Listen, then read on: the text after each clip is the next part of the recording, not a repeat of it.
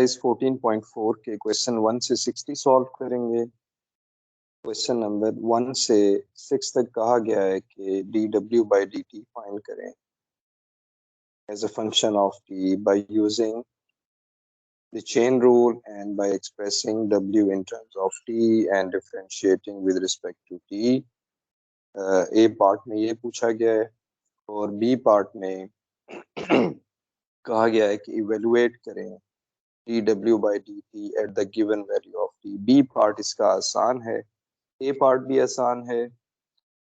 w हमें given है, for example question number 2 में x हमें गिवन है, y हमें गिवन है, t की वैल्यू 0 पे हमने फाइंड करनी है बी पार्ट में।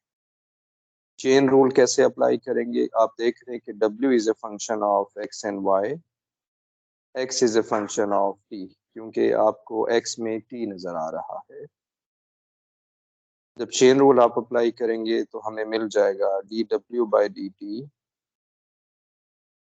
Partial w by partial x, क्योंकि ये बनेगा partial w by partial x, ये बनेगा dx/dt, क्योंकि w 2 वेरिएबल का फंक्शन है और 2 वेरिएबल का फंक्शन हो तो हमें पार्शल डेरिवेटिव लेना होगा। इसी तरह से partial w by partial y dy/dt।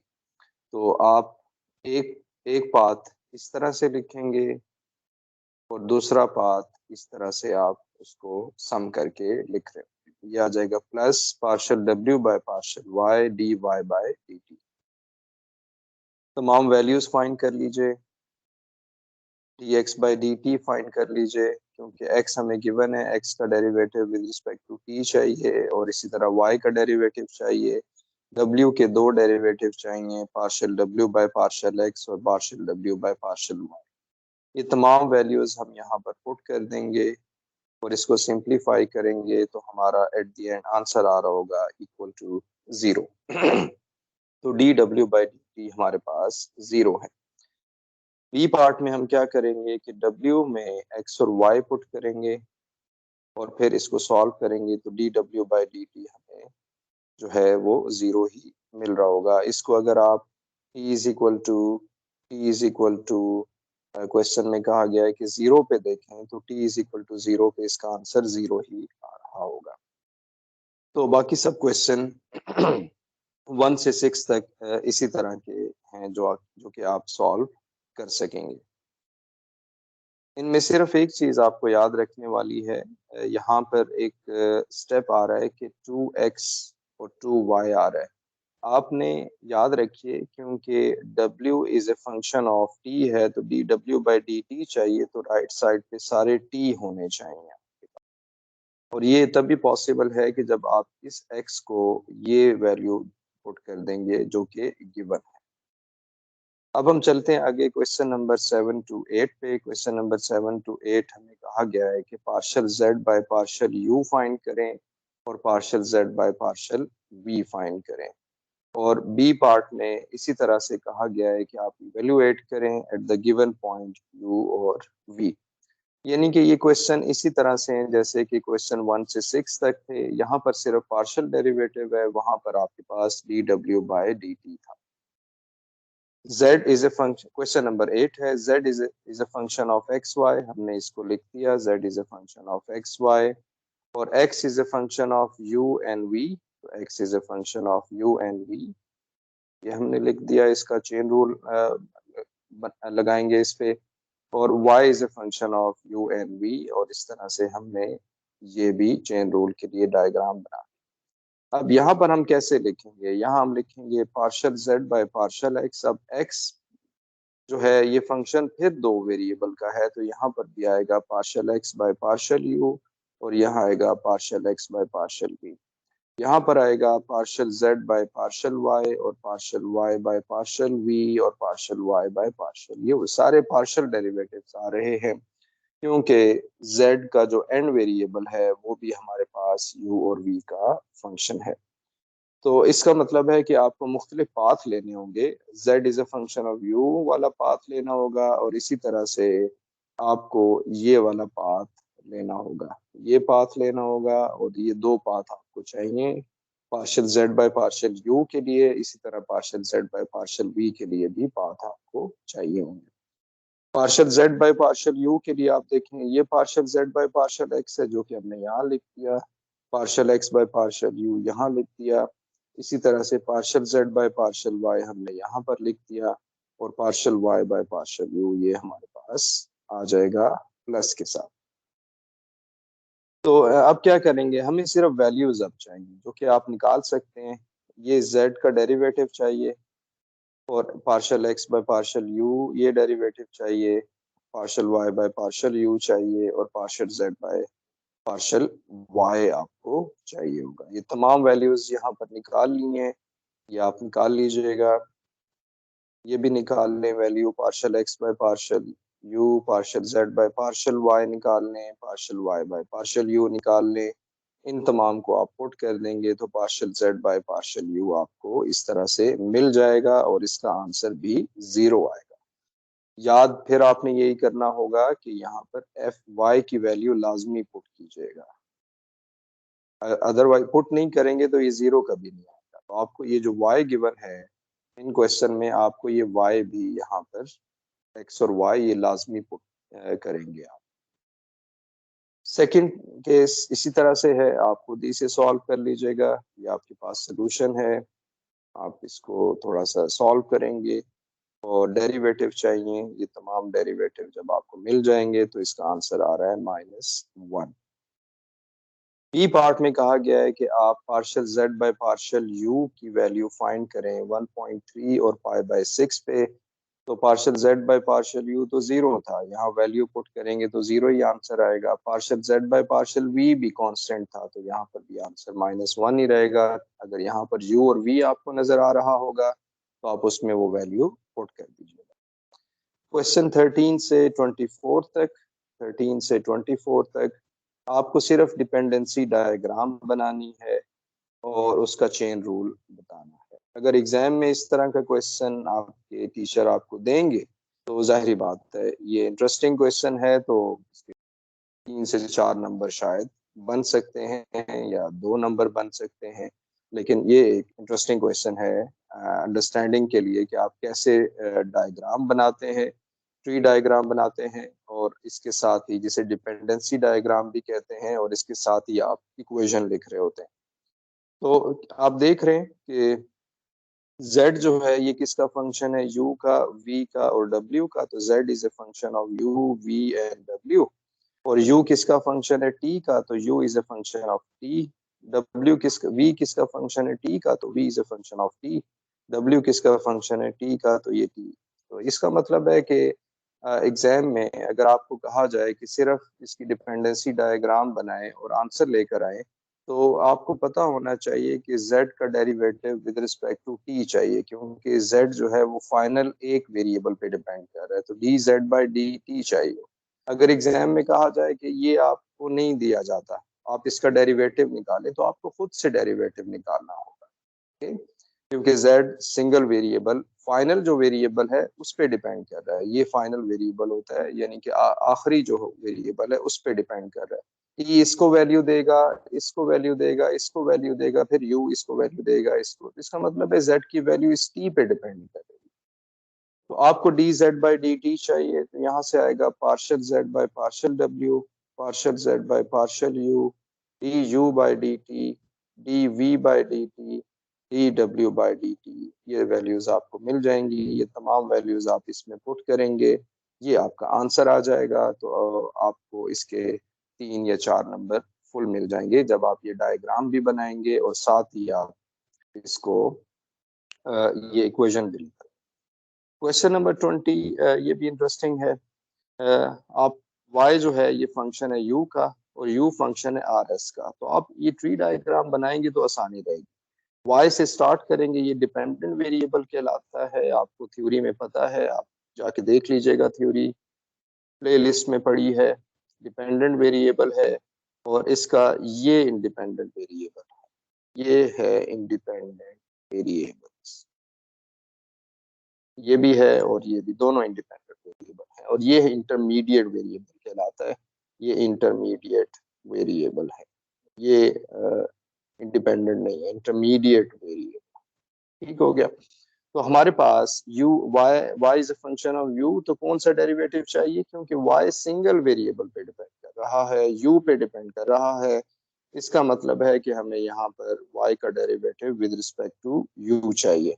इसी तरह u दो वेरिएबल पे डिपेंड कर रहा है, तो ये partial u by partial r चाहिए और partial u by partial s चाहिए। ये तमाम वेरिएबल आपको यहाँ से मिल जाएंगे। इसको आप यहाँ पर बड़ी आसानी से एक लाइन में लिख सकते हैं। यहाँ पर भी अगर आपने ये डिपेंडेंसी डायग्राम बनाई और आपने ये आंसर लिख दिया तो आपको पूरे नंबर मिलेंगे। क्वेश्चन 24 आपके सामने है, सेम सिचुएशन है। W को आप फंक्शन ऑफ एक्स वाई है, क्योंकि W एक्स वाई पे डिपेंड कर रहा है।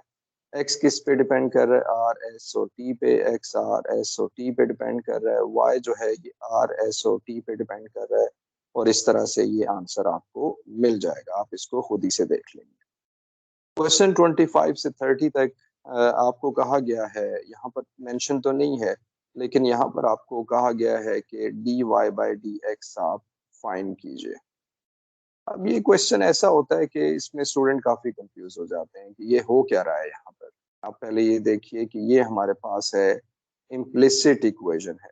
इम्प्लिसिट इक्वेशन है, ये किसकी इम्प्लिसिट इक्वेशन है, ये y is equal to f of x की इम्प्लिसिट इक्वेशन है। हमें कैसे पता चला कि ये y x की इम्प्लिसिट इक्वेशन है, ये z is equal to f of x y की क्यों नहीं इम्प्लिसिट इक्वेशन।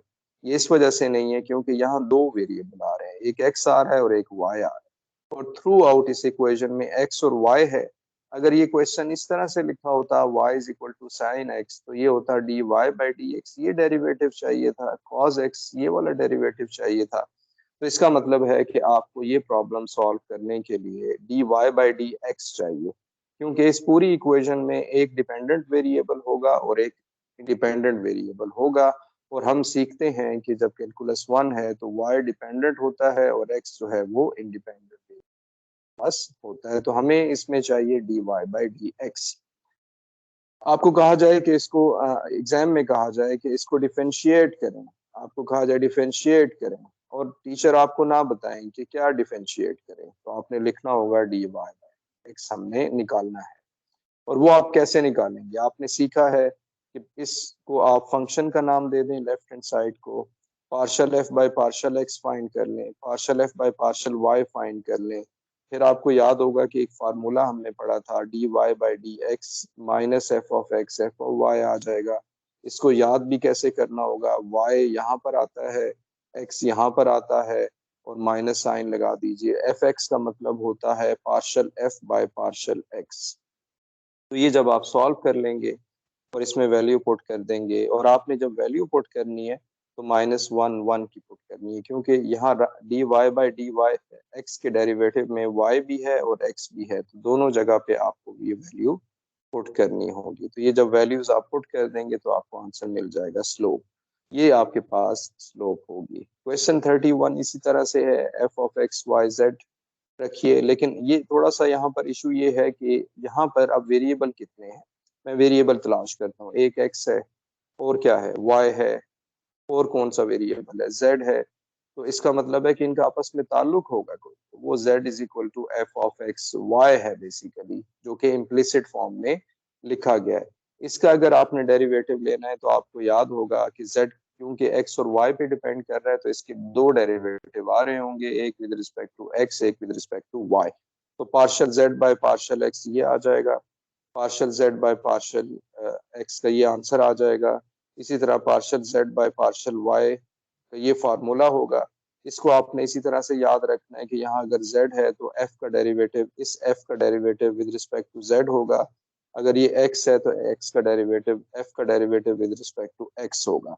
यहाँ पर जब partial z by partial y है तो f का derivative with respect to z है, और y है तो y f का derivative with respect to y है, और माइनस साइन लगाना ना भूलिएगा। ये आपका एक आंसर आ जाएगा, बल्कि ये आंसर नहीं होगा, इसमें आपने 1 1 1 यानी कि ये पुट करना होगा 1 1। ये जब पुट कर लेंगे तो ये पहला आंसर आ जाएगा इस तरह से। और इसी तरह से अगर आप इसको सॉल्व करेंगे तो इसका आंसर आएगा -3/4। अब टीचर जब ऐसे क्वेश्चन बनाते हैं तो ये पहला पार्ट जो है, फॉर एग्जांपल ये 2 नंबर का है, दूसरा 2 नंबर का है और टीचर कहते हैं कि ये 4 नंबर का क्वेश्चन है, तो उनके जहन में होता है कि ये पहला जो पार्ट सॉल्व करेंगे तो 2 नंबर मिलेंगे, दूसरा क्वेश्चन सॉल्व करेंगे तो 2 नंबर मिलेंगे, अगर आप आधा सॉल्व करेंगे तो 2 नंबर आपको मिल रहे होंगे। इसको इस तरह से आपने जरूर देखना है। ओके, तो क्वेश्चन 35, अब हम इसकी बात करते हैं। क्वेश्चन 35 की, find the partial W by partial R है when R is equal to 1, S is equal to -1। W हमारे पास डिफाइन है, एक्स डिफाइन है, वाई डिफाइन है, जेड डिफाइन।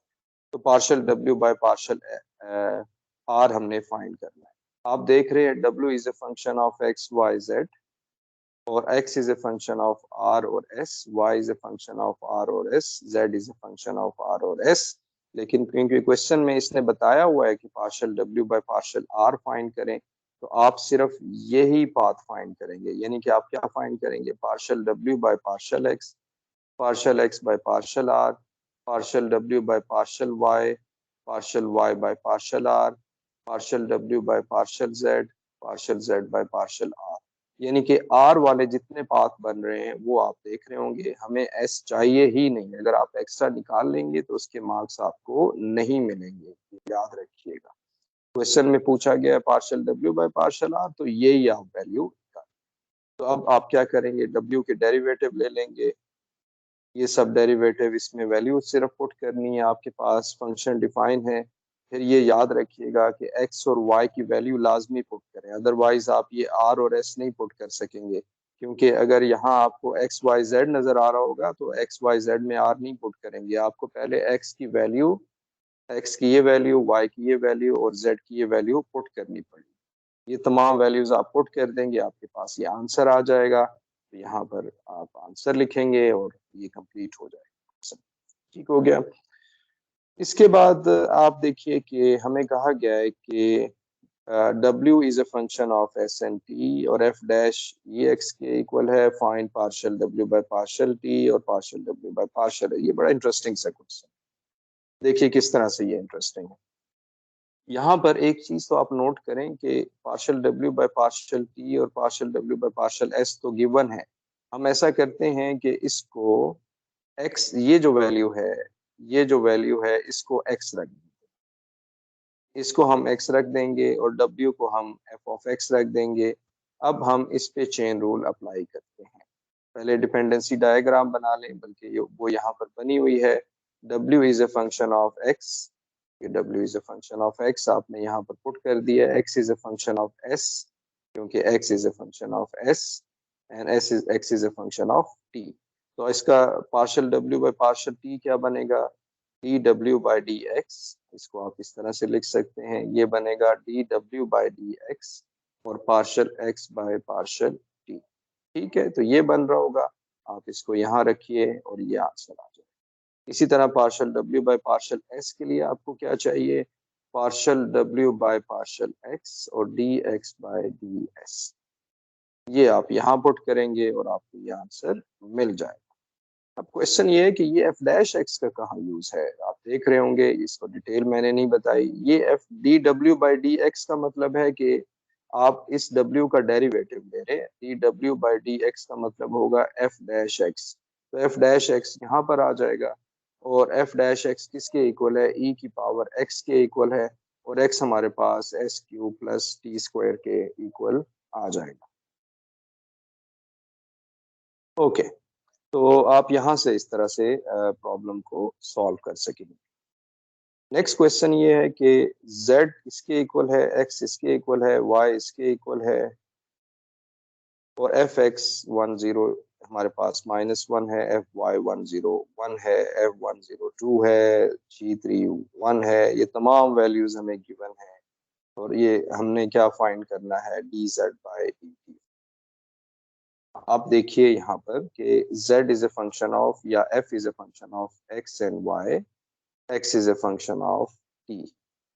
जिसका मतलब ये है कि मुझे क्या चाहिए, मुझे चाहिए z इज इक्वल टू, इसके इक्वल है तो D z by D T चाहिए।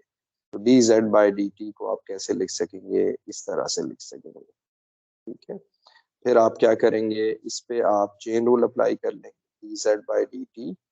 तो आप यहाँ पर d z by D t लिख लीजिएगा, ये आ जाएगा d x by D t f y d Y by D T.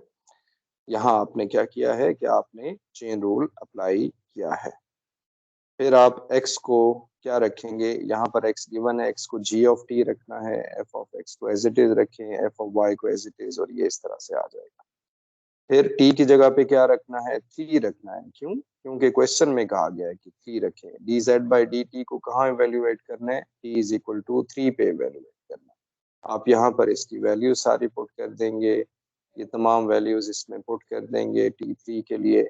अब आपको पता है कि g3 कितना है, g3 हमें यहाँ पर गिवन है, g3 हमें गिवन है, वो है 1 के equal. g3 is 1, h3 is 0। ये तमाम वैल्यूज जहाँ जहाँ अपीयर हो रही होंगी हम इसको वहां पर रख देंगे, जो कि हमने यहाँ पर रख दिया है इसको।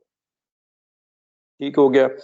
अब f10 भी आप वैल्यू इसमें फंक्शन से देख सकते हैं, वो वैल्यू पुट कर दीजिए, fx10 पुट कर दीजिए। ये तमाम वैल्यूज जब पुट कर देंगे तो ये आंसर आ जाएगा। और ये एक इंटरेस्टिंग क्वेश्चन है जो कि आप सॉल्व करेंगे तो आपको काफ़ी हेल्प मिलेगी चेन रूल अंडरस्टैंड करने। ये भी इसी तरह का क्वेश्चन है 46 में भी z is equal to w का फंक्शन है, w एक्स वाई का फंक्शन है, x आर एस का फंक्शन है, और फिर कुछ वैल्यूज गिवन है। ये कुछ वैल्यूज आपने पुट करनी है जैसा कि अभी आपने पुट किया है। आप पहले ये देखिए कि z is a function of w is a function of x y, x is a function of r s, y is a function of r s. तो पहले याद रखिए कि ये डिपेंडेंसी डायग्राम अगर आप बनाएंगे तो आपको बड़ा अच्छा समझ आएगा। तो partial z by partial r का मतलब ये होगा कि पार्शल z बाय, आपने इसका डेरिवेटिव लेना है, इसको हमने f ऑफ w कहा हुआ है। ठीक है, तो ये आएगा partial f by partial w by partial x, और फिर आएगा partial x by partial r। ठीक है, क्योंकि r का डेरिवेटिव है तो आपने ये वाला पार्ट लेना।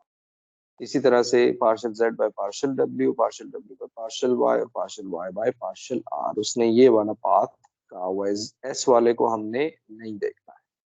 तो ये आप वैल्यू पुट कर दें, partial f by partial w का मतलब है नेचुरल लॉग x का क्या डेरिवेटिव होता है, natural log f of w का डेरिवेटिव जब आप विद रिस्पेक्ट टू w लेंगे तो ये partial f by partial w लेना चाहिए। तो ये आएगा f w और f डैश w, ये आ जाएगा।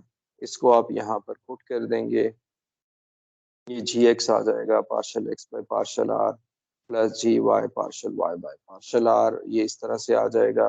Partial x by partial r, r put कर दीजिए, वैल्यूज इसकी पुट कर दें, और फिर आप W की वैल्यू पुट कर दें। स्टेप वाइज हम इसे लेकर चल रहे हैं क्योंकि हमारे पास W किसके इक्वल है, जी एक्स वाई के इक्वल है। W is g x y के इक्वल है, तो W को हमने जी एक्स वाई रख दिया। फिर X और Y आपने पुट करना है। X आपके पास देखें यहाँ तो कहीं नहीं, R की वैल्यू आपको पुट करना पड़ेगी। R is 3, S is -1। तो X को जब यहाँ R को आप 3 रखेंगे, S को आप -1 रखेंगे तो ये +1 हो जाएगा 4, और ये आ जाएगा 2। यानी कि यहाँ पर हमने क्या किया, इसको 2 पुट कर दिया। इसी तरह से y की वैल्यू आप निकालेंगे, वो 9 आ रही होगी, -9 आ रही होगी, वो आप चेक कर लीजिएगा। तो ये इसी तरह से स्टेप वाइज चलेंगे तो आपको ये प्रॉब्लम समझ आएगा। आपने r और s की वैल्यू निकाल के इसमें पुट करना है, ये याद रखिए। जी एक्स, यहाँ पर x की वैल्यू 2 तो नहीं डायरेक्ट पुट करेंगे, पहले यहाँ से x निकालेंगे, यहाँ से y निकालेंगे। r और s कहाँ से आएगा वो हमें यहाँ से पता चल जाएगा। कह रहा है कि r और s ये पुट कीजिए, ये जब पुट कर लेंगे तो हमें आंसर मिल रहा होगा -73/10। तो partial z by partial r इसके इक्वल है। इसी तरह से partial z by partial s आ जाएगा 109/10। ये भी इसी तरह का क्वेश्चन है, यहाँ वैल्यू आप निकाल लीजिएगा, खुद ही प्रैक्टिस एक दफा करें तो आपको आंसर मिल जाएगा। क्वेश्चन नंबर 47 में कहा गया है कि v is equal to I R है। इस इक्वेशन को यूज कीजिए और हमें बताइए कि करंट कैसे चेंज हो रहा है with respect to at any instant, यानी विद रिस्पेक्ट टू टी कैसे चेंज हो रहा है। आर हमें गिवन है, आई हमें गिवन है, D R by D T given है, D we by D T given है। तो आप क्या करेंगे, v is equal to I R से partial v by partial I find करेंगे। वो क्यों फाइंड करेंगे, क्योंकि हमें यहाँ पुट करना है।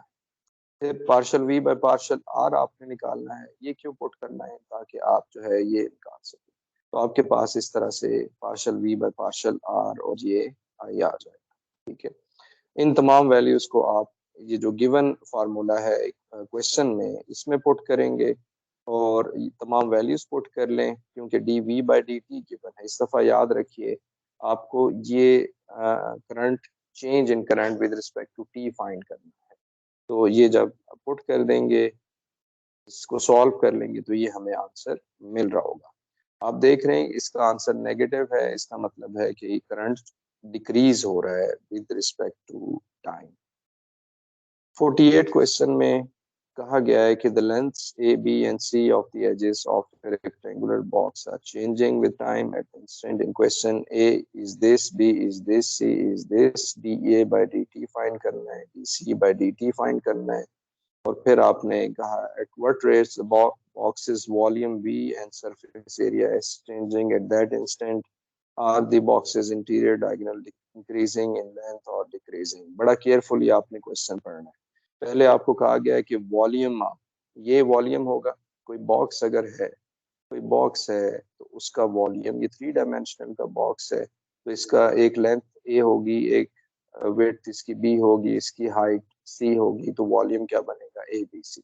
इसका अगर आप डेरिवेटिव लेंगे, v is a function of A is a function of T, तो ये हमारे पास चेन रूल बनेगा। ये तमाम वैल्यूज आप यहाँ पर पुट कर देंगे और ये तमाम वैल्यूज कहाँ से आ रही हैं आप याद रखें, क्वेश्चन को आपने दोबारा रीड करना है कहाँ से वो वैल्यूज आ रही हैं। वो हमारे पास ये वैल्यूज हैं जो कि उसने दी हुई हैं कि ए इस तरह से चेंज हो रहा है। अब आप सोच रहे होंगे ये जो ए बी सी लिखा हुआ है, A is a function of T है, B is a function of T है, C is a function of T है, तो ये वॉल्यूम आपने निकालना है, ये कांस्टेंट नहीं होगा। आमतौर पे जो बॉक्स फिक्स होता है ना, जो बॉक्स फिक्स होता है उसका वॉल्यूम भी फिक्स्ड होता है, लेकिन एक बॉक्स अगर फैल रहा है, एक्सपेंड कर रहा है या डिक्रीज हो रहा है, या उसका वॉल्यूम डिक्रीज हो रहा है, सपोज कि वो टी का फंक्शन है, तो फिर हम वो फंक्शन ऑफ टी होगा तो चेन रूल आपको अप्लाई करना पड़ेगा, चेन रूल आप अप्लाई करें। इसका मतलब है कि ये 3 मीटर क्यूब पर सेकेंड है, तो वॉल्यूम इज इंक्रीजिंग, क्योंकि ये पॉजिटिव वैल्यू है। सरफेस एरिया कैसे निकालते हैं, सरफेस एरिया का क्या मतलब होता है, देखें पेरीमीटर जिसे हम कहते हैं 2 डायमेंशनल में, ये अगर ए है, ये बी है, तो ये ए होगा, ये बी होगा, तो एस क्या हो जाएगा, ए प्लस बी प्लस ए प्लस बी, यानी कि 2A प्लस 2B। इसी तरह से जब 3 डायमेंशन का फिगर होगा तो ये हमारी जितनी साइड्स हैं वो ऐड होंगी, तो ये 2AB 2AC 2BC आ जाएगा। आप A प्लस बी प्लस इस तरह से करेंगे, सॉरी इसका एरिया हम बात करें, AB प्लस BC प्लस इस तरह से ये 2 दफा रिपीट हो रहा होगा, AB और इस तरह से ये सरफेस एरिया इसका आ जाएगा 2AB 2AC 2BC। ओके, आप इसको ट्राई कीजिएगा खुद ही से, इसको ये बना के। okay? इस तरह से ये भी चेंज होगा विद रिस्पेक्ट टू टी, ये आप चेन रूल अप्लाई करेंगे, क्योंकि ये टी का फंक्शन है, क्योंकि ए बी टी के फंक्शन है। ये हमें क्वेश्चन में भी हिंट मिल रहा है, क्योंकि उसने कहा हुआ है ए का derivative with respect to t है।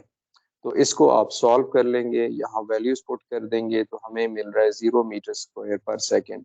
इसका ये मतलब होगा कि ये जो बॉक्स बढ़ रहा है ये कम हो रहा है, इंक्रीज हो रहा है। बेसिकली हमने यहाँ देखा था कि वॉल्यूम इज इंक्रीजिंग, तो वॉल्यूम जो इंक्रीज हो रहा है इसका सरफेस एरिया 0 है, यानी कि सरफेस एरिया नहीं बढ़ रहा है, इसका surface area is not changing.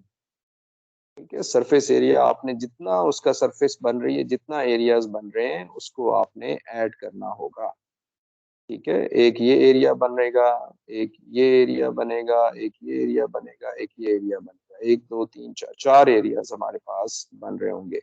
इसका बॉटम लीजिए, इसका फिर साइड वॉल लीजिए, ये सब आप ऐड अप कीजिए, तो ये आंसर मिल रहा होगा। टू डायमेंशनल में आपको पता है कि हमारे पास डिस्टेंस अगर निकालना हो डायगोनल से तो वो होता है A square plus B square.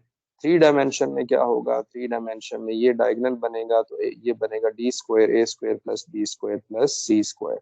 इसको अंडरस्टैंड करना होगा, ये थ्री डायमेंशन का है तो आपने ओरिजिन से या इसके मिडल से आपने इसको देखना होगा डायगोनल जो है वो कैसे बन रहा है। ठीक है, तो वो बनेगा D square A square plus B square plus C square. तो हमने इसको यहाँ पर इस तरह से लिख लिया है, इसको आप जेन में रखिए।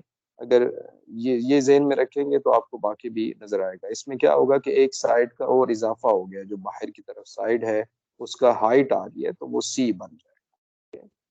इसको आप इसका डेरिवेटिव ले लें। हमने डी स्क्वायर लिखा है, डी स्क्वायर को हमने डी कर दिया है। फॉर एग्जांपल यहाँ पर स्मॉल डी स्क्वायर किया, स्मॉल डी स्क्वायर, इसको मुझे स्मॉल डी स्क्वायर करना चाहिए, इसको मैं डी स्क्वायर कर देता हूँ।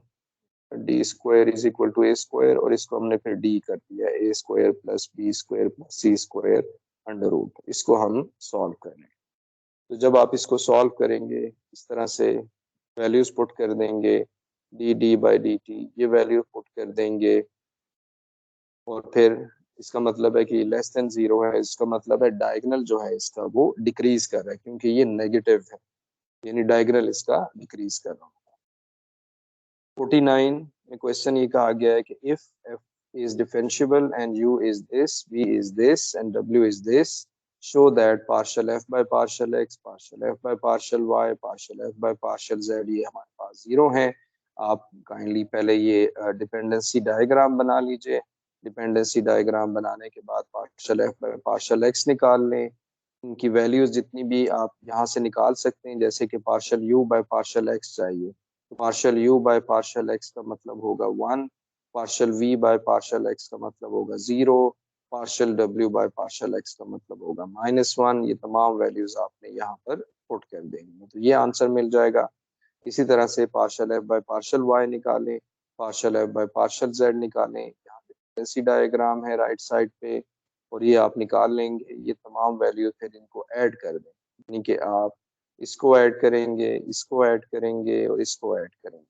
जब इनको ऐड करेंगे तो आपको आंसर क्या मिल रहा होगा, जीरो आंसर आपको मिल रहा होगा। तो इसका सम जो है हमारे पास ये जीरो आ रहा होगा इस तरह से। ठीक है, क्वेश्चन नंबर 50 है। इसमें ये थोड़ा सा डिफिकल्ट क्वेश्चन है, हम इसको चलें सॉल्व कर लेते हैं। कि x हमारे पास r cos थीटा पुट करें, y को r sin थीटा इसमें पुट करें, फिर शो करें कि partial w by partial r इसके इक्वल होगा, और यहाँ शो करें कि 1 बाय r पार्शियल w ये इसके इक्वल होगा। ये a पार्ट है। b पार्ट में कहा गया है कि आप शो करें कि सॉल्व पार्ट ए और एफ ऑफ एक्स को in terms of partial W by partial r बताइए और partial W by partial theta बताइए। यानी एफ एक्स एक साइड पे होगा और एफ वाई एक साइड पे होगा एक इक्वेशन में, एफ एक्स एक साइड पे होगा दूसरी इक्वेशन में, एफ वाई एक साइड पे होगा और राइट साइड पे partial W by partial r में होगा। सी में ये कहा गया है कि जो एफ एक्स और एफ वाई आप निकालेंगे उसका स्क्वायर कीजिए और सम कीजिए तो ये आंसर आना चाहिए। ठीक है, ये आप partial W by partial r निकाल लेंगे, ये यहाँ पर पुट कर देंगे।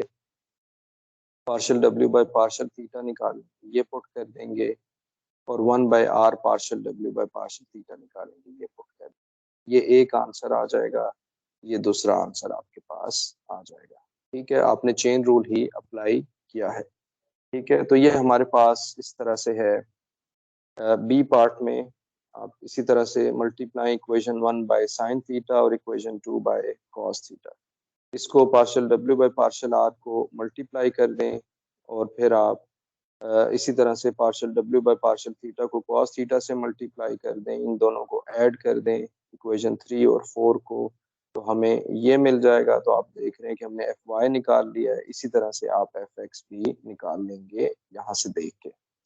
फिर इस एफ एक्स और एफ वाई का स्क्वायर कर देंगे, ये एफ एक्स और एफ वाई का स्क्वायर हो जाएगा, और ये हमारे पास इस तरह से, यही हमने प्रूफ करना था। क्वेश्चन 51 को आप खुद ही से सॉल्व कर लें। ये क्वेश्चन है और लेप्लास इक्वेशन गिवन है, u और v गिवन है, ये तमाम वैल्यूज आप इसमें पुट करेंगे। w के दो डेरिवेटिव चाहिए, यहाँ डेरिवेटिव आपने केयरफुली लेना है, ये याद रखिएगा। Partial W by partial x, ये डेरिवेटिव आपको एक चाहिए होगा। जब यहाँ पर आप आएंगे, यहाँ पर आप आएंगे तो आपको एक डेरिवेटिव चाहिए विद रिस्पेक्ट टू यू, फिर यू का derivative with respect to X. तो partial W by partial you का जब आप दोबारा डेरिवेटिव लेंगे तो ये सेकंड डेरिवेटिव बन जाएगा। इसी तरह से partial W by partial you का जब with respect to v derivative लेंगे, ये सेकंड डेरिवेटिव, और पार्शियल v बाय, अब यहाँ पर हमने सिर्फ इसको सॉल्व किया है। okay? और सेकंड में ये y हमारे पास एज इट इज है, यहाँ पर इसका डेरिवेटिव आ जाएगा, ये आ जाएगा, और इस तरह से आप इसे सॉल्व कर लेंगे। तो आप इसे जो है ये सॉल्व इस तरह से कर दीजिए। डब्ल्यू वाई भी इसी तरह निकाल लेंगे, डब्ल्यू वाई वाई भी निकाल लेंगे। ये लेप्लास इक्वेशन है, इसमें आप पुट कर देंगे तो ये हमारे पास सम 0 आ जाएगा। 52 को आप u हमारे पास x प्लस आयोटा वाई है, v x minus iota y है, w हमें गिवन है। लेप्लास इक्वेशन दोबारा आ गई है, इसके डेरिवेटिव आप लीजिए जैसा कि पिछले क्वेश्चन में आपने लिए हैं, इसमें पुट कीजिए, ये हमें मिल रहा है। सेकंड डेरिवेटिव लीजिए और फिर आप इसमें पुट करें तो हमारे पास ये इक्वल टू 0 आ जाएगा। 53 आप खुद ही से सॉल्व कर लें, आसान सा क्वेश्चन है। आप इसमें जो है एक्सट्रीम वैल्यूज बेसिकली निकालनी होंगी आपने। एफ एक्स हमें गिवन है, एफ वाई हमें गिवन है, एफ जेड हमें गिवन है, तो D F by D T निकालिए। D F by D T ये आ जाएगा। अब आपको याद है कि जब मैक्सिमम मिनिमम निकालना होता था तो आप क्रिटिकल पॉइंट निकालते थे, इसको 0 रखेंगे, ये टी की वैल्यू आ जाएंगी। टी जब -2 है तो ये एक्स वाई जेड आ जाएगा। इसी तरह से टी जब 1 है तो एक्स वाई जेड हमारे पास इस तरह से आ जाएगा यहाँ पर। ठीक है, तो ये वैल्यूज आप निकाल लेंगे। 54 को आप सॉल्व कर लीजिएगा। 54 हमारे पास इस तरह से है, ये 54 आप निकाल लेंगे और ये तमाम वैल्यूज इसमें पुट कर दें तो D W by D T हमें मिल जाएगा विच इज इक्वल टू 4। 55 में टेम्परेचर हमें गिवन है और partial T bye partial x हमें गिवन है, और आपको इसमें भी इसी तरह से मैक्सिमम मिनिमम निकालना है तो आप D T by D T निकाल लें, क्योंकि आप चेन रूल अप्लाई करेंगे। यहाँ से जो भी आंसर आएगा उसको 0 रख देंगे। 0 रखने के बाद आप इसे सॉल्व कर लेंगे। ये जब सॉल्व करेंगे तो आपको ये टी की ये वैल्यूज आप देखिएगा, जहाँ पर ये दोनों आंसर सेम आ रहे होंगे, ये दोनों आंसर जहाँ पर सेम आ रहे होंगे वहां से आपने वैल्यूज जो है वो इसके क्रिटिकल पॉइंट्स होंगे। ये कैलकुलेटर से भी आप देख सकते हैं, ये आप टेबल से भी देख सकते हैं। साइन और कॉस के दोनों की वैल्यूज आप यहाँ पर देखिएगा और इसमें पुट करें तो ये हमें आंसर मिल रहा होगा। इसी तरह सेकंड डेरिवेटिव आप देख रहे हैं, सेकंड डेरिवेटिव हमारे पास है विच इज ग्रेटर देन 0, और ये सब आप सॉल्व कर लें तो हमें जो है t has a maximum at this point, ये हमें मिल रहा है। और इसी तरह से हमारे पास t जो है ये मिनिमम हमें मिल रहा है। यहाँ पर थोड़ा सा देखने की ज़रूरत है कि आपको जो कैलकुलस 1 है उसको देखने की ज़रूरत है, क्योंकि यहाँ हमने बताना है हमारे पास क्या है, ये वैल्यूज हैं, ये सारे क्रिटिकल पॉइंट हैं और इस इंटरवल में है। तो आप D square T by D T square को सेकेंड डेरिवेटिव को देखना चाहते हैं, क्या ग्रेटर देन 0 है, क्या लेस देन 0 है, क्या लेस देन 0 है। ये जो वैल्यूज जब आ जाएंगी तो ये वैल्यूज आप टी में पुट कर देंगे। टी में पर्टिकुलर बी पार्ट में एक पर्टिकुलर फंक्शन हमें गिवन है, टी गिवन है, ये जब यहाँ पर पुट कर देंगे तो आपको ये आंसर मिल जाएंगे। ये उसकी मैक्सिमम वैल्यू होंगी, क्योंकि हमने यहाँ पर ए पार्ट में डिसाइड कर लिया है कि मैक्सिमम वैल्यू क्या होगी। तो ये रिलेटेड है कैलकुलस 1 के मैक्सिमम और मिनिमम सेकंड डेरिवेटिव टेस्ट जैसे आप निकालते हैं। 57 इसी तरह का क्वेश्चन है, काइंडली आप इसको देख लीजिएगा, खुद ही सॉल्व कर लीजिएगा। 58 में ये थोड़ा सा इंटरेस्टिंग क्वेश्चन है। ये इंटरेस्टिंग इस तरह से है, मैं पहले एक्सप्लेन कर देता हूँ कि a bug crawls on the surface directly above a path in the xy plane, x is equal to f of t, y is equal to g of t, ये तमाम वैल्यूज इसमें पुट कर दें और ये हमारे पास t is equal to 2 पे आपने बताना है कि वो जो बग है वो जो मूव कर रहा है सरफेस पे, क्या वो एलिवेशन डिक्रीज हो रही है या इंक्रीज हो रही है। तो पहले तो आप चेन रूल अप्लाई करें, क्योंकि z is a function of x and y, z is a function of x and y, dx by dt, ये चेन रूल अप्लाई करेंगे, यहाँ तमाम वैल्यूज अप्लाई कर देंगे। D z by D T की values जो गिवन है आप चेक करेंगे, क्वेश्चन देखेंगे, वहां से वैल्यूज इसमें पुट कर देंगे। -20 आ रहा है, इसका मतलब है t इज इक्वल टू 2 पे ये वैल्यू -20 है, तो एलिवेशन इज डिक्रीजिंग। इसका अगर आप विजुअल सेंस देखना चाहते हैं तो ये कुछ ऐसे है। फॉर एग्जांपल कोई सरफेस है 3 डायमेंशन का, यहाँ एक पाथ है, इस पाथ पे जो वैल्यूज आएंगी, बग यहाँ पर, कीड़ा कोई यहाँ पर जो है, कोई बग यहाँ पर मूव कर रहा है, ठीक है। तो ये हमारे पास जैसे जैसे यहाँ मूव करेगा, यहाँ मूव करेगा, तो हमने क्या बताना है कि ये एलिवेशन डिक्रीज हो रही है या इंक्रीज हो रही है। वो हमने यहाँ पर बता दिया है कि वो डिक्रीज हो रही है, क्योंकि ये नेगेटिव है।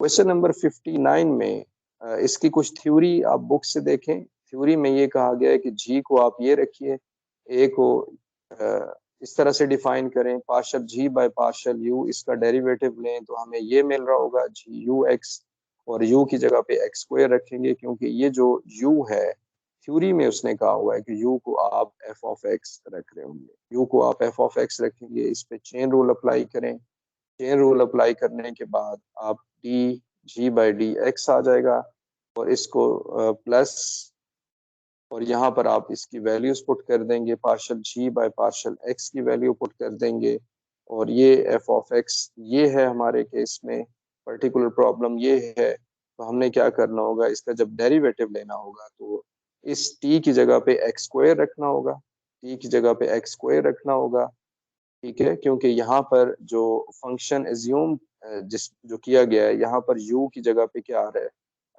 t की जगह पे क्या आ रहा है, बेसिकली हमारे पास u आ रहा है और वो x आ रहा है, x स्क्वायर आ रहा है, यानी कि यहाँ पर आप देखिए ये x स्क्वायर आ रहा है। तो यहाँ x स्क्वायर की पावर 4 पुट कर देंगे, ये x क्यूब आ जाएगा, और इसका आपने डेरिवेटिव लेना होगा, क्योंकि यहाँ का क्या है, हमारे पास f डैश का डेरिवेटिव है। आप इसका कंपैरिजन इस तरह से अंडरस्टैंड करेंगे कि इसका कंपैरिजन आपने यहाँ पर इससे करना होगा, यानी कि आपने यहाँ वैल्यू पुट करनी है। जी क्या है आपका, जी आपका ये वाला फंक्शन है, इसमें आपने पहले u पुट करना है, और u आपको पता है कि वो एक्स स्क्वायर के इक्वल है, तो एक्स स्क्वायर की पावर 4 आ जाएगा, और ये एक्स क्यूब है, ये डेरिवेटिव है, और इस तरह से इस तरह अब बाकी भी डेरिवेटिव, जी का derivative with respect to x ले रहे होंगे, यहाँ पर जो भी जी है वो आपके पास ऐसे आ जाएगा 0 to x, क्योंकि a 0 है, ये 0 है, और ये एक्स स्क्वायर है, ये एक्स स्क्वायर आ जाएगा। इसको सिंप्लीफाई करें तो ये आंसर हमारे पास आ जाएगा। इसका 60 पार्ट जो है, 60 क्वेश्चन वो 59 की तरह ही है, वो आप खुद से सॉल्व कर सकते हैं। ये हमारे पास क्वेश्चन 1 से 60 तक तमाम हमने सोल्यूशन कर लिए हैं। कुछ क्वेश्चन हमने यहाँ छोड़ दिए, उसकी प्रैक्टिस आप खुद ही कर लीजिएगा। Thank you for